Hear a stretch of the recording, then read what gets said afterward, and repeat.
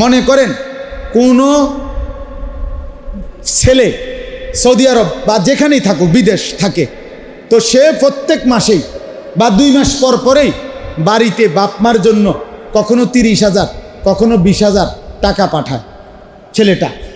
কারণ এখন সামনে কোরবানি, তো এই ছেলেটা বাড়িতে 30,000 টাকা পাঠাইছে ওই বিদেশের ফুত। পাঠানোর পরে এখন এই 30,000 টাকা দিয়া বাপমার নামে 2 শরিক কোরবানি দিছে। ভালো কথা, কোরবানি দিছে, বাপমার কোরবানিও আদায় হয়েছে, তারার কোরবানি দিছে ঠিক আছে।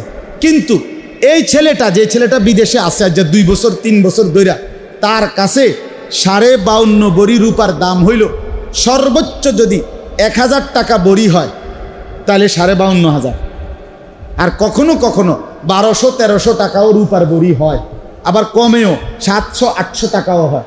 আমি ধরে নিলাম 60,000, ধরে নিলাম কয় হাজার, চূড়ান্ত একবারে নিখুঁত সংখ্যাটা আপনি দোকান থেকে জেনে নিতে পারবে, 60,000 টাকা।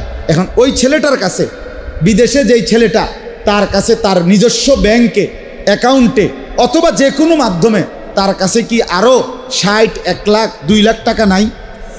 তাহলে এই ছেলেটার উপরে কোরবানি ওয়াজিব কিনা? কথা বলেন না? তাহলে তার যে বাপমার নামে কোরবানি দিল, তো এর কোরবানি আদায় হয়েছিনি? তো আমাদের সমাজে কি পরিমাণ মুসলমান এরকম করে বলেন না কেন?